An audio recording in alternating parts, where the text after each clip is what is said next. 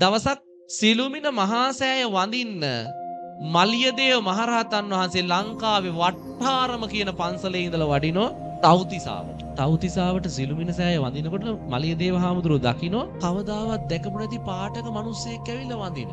සිළුමිණ සෑය දෙවි කෙනෙක්. ඒ දේවතාවගේ ශරීරේ පාට රතු පාටයි. දේවතාව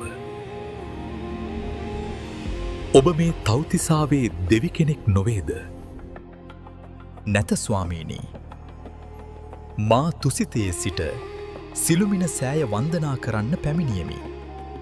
අනේ දේවතාව ඔබ තුසිතේ ඉපදෙන්න කලින් කොහෙද ඉපදිලා හිටියේ? ස්වාමීනි මම ඉපදිලා හිටියේ ලංකාවේ. දේවතාව ඔබ ලංකාවේ කොහෙද ඉපදිලා හිටියේ? ස්වාමීනි මම ඉපදිලා හිටියේ තිසා වැවේ වැව්විස්මත්තේ. තිසා වැවේ වැව්විස්මත්තේ කොයි හරියද? වැලිතාවුල්ලේ. ඒ මහනවනේ. මලියදේව හාමුදුරුවොත් මේ දේවතාවගෙන් විස්තර ඇහුවේ සමීප නිසා. ඒ දේවතාව කියනවා ස්වාමීනි මම මනුස්ස ලෝකේ තිසාවැවේ වැව්තාවුල්ලේ වැලි පොළොව ඉපදිලා හිටියේ කුඩා ගෙදරක. මගේ අම්මයි තාත්තයි හරි දුප්පත්. මම පොඩි කාලේ බහතෝරන කාලේ අම්මගෙන් ප්‍රශ්නයක් ඇහුවා. අම්මා මට ඒකට දීපු උත්තරේ නිසා මම පින් කරගත්තා. මොකක්ද අහපු ප්‍රශ්නේ? අම්මා මේ ගස්වල මල් එක එක පාට එක එක සුවඳින් තියෙන්නේ ඇය? මේ බුද්ධිමත් අම්මා මේ දරුවා අහපු ප්‍රශ්නෙට වැරදි උත්තර දුන්නේ නැහැ. දීපු උත්තරේ තමයි පුතේ මේ ගස්වල මල් එක එක පාටට හටගන්නේ වෙන කිසිම හේතුවකට නෙවෙයි. මගේ ලෞතුරා බුදුහාඳුරන්ට පූජා කරන්නමයි. මේ මල් වල එක එක සුවඳ තියෙන්නේ බුදුහාඳුරන්ට පූජා කරන්නමයි. බුදුහාඳුරන්ට පුතේ එකම જાතියක මල් පූජා කරනවට වඩා පාට පාට මල් පූජා කරන එකෙන් පින වැඩි. එක එක සුවඳ තියෙන මල් පූජා කරන එකෙන් පුතේ පින වැඩි කිව්වා. අම්මා දීපු උත්තරේ කොහමද? අර පුතා එදා ඉඳන් මලක් දැක්ක ගමන් කඩාගෙන දුවගෙන ගෙදර රන් එනවා. අම්මේ අපි මේක පූජා කරමු. දවසක් මේ පොඩි දරුවා අවුරුදු 7 දී තිසාවැවේ වැව්තාවුල්ලේ සෙල්ලම් කරමින් ඉන්නකොට දකින්නෝ දුර රත්මල් පඳුරක්.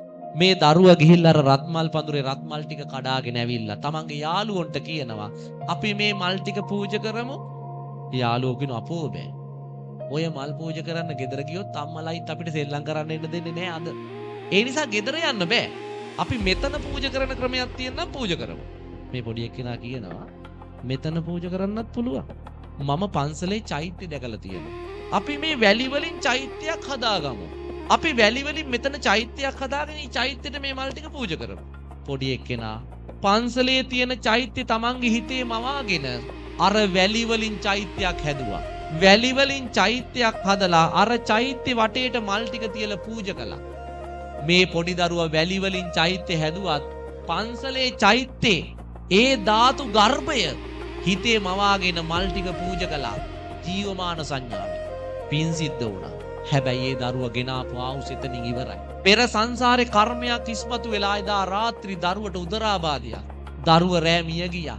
මී යන වෙලාවේ දරුවගේ හිතේ හවස පූජා කරපු රත්මල් ටික චුති චිත්තේ යහපත් දරුව දිව්‍ය ලෝකෙ ගිහිල්ලා ඉපදුනා රතු පාටට.